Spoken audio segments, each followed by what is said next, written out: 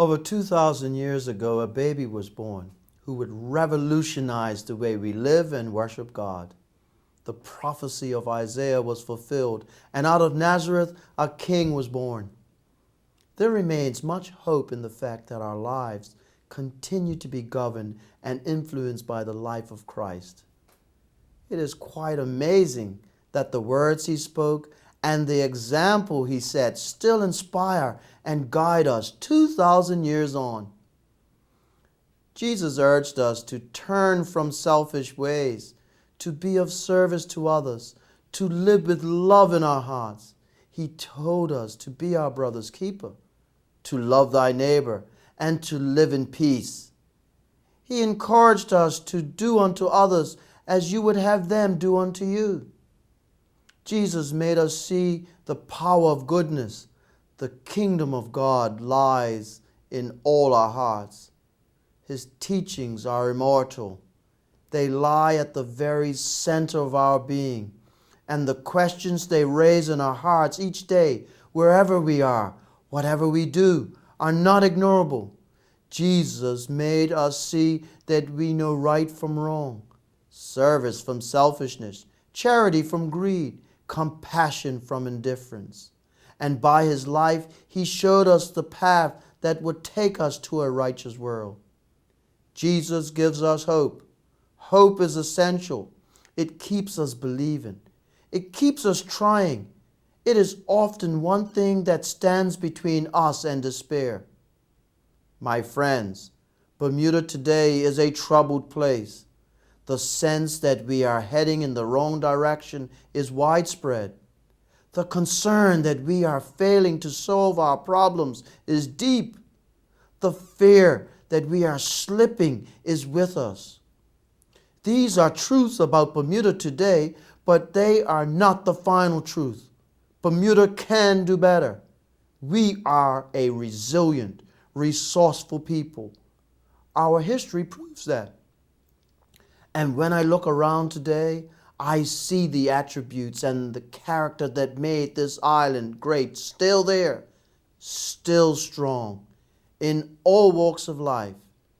How we do better as Bermudians for Bermuda is up to each of us.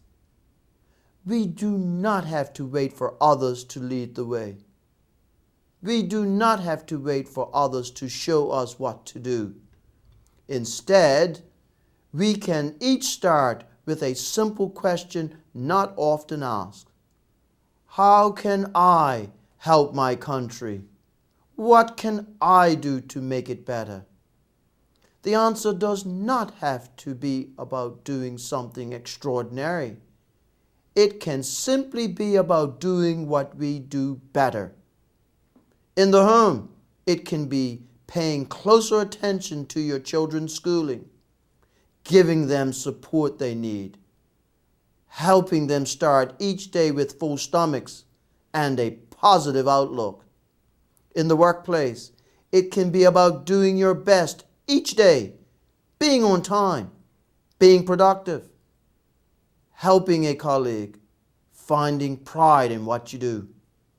In school, it can be about obeying the rules, respecting the teacher, listening to their lessons, and working for a higher mark.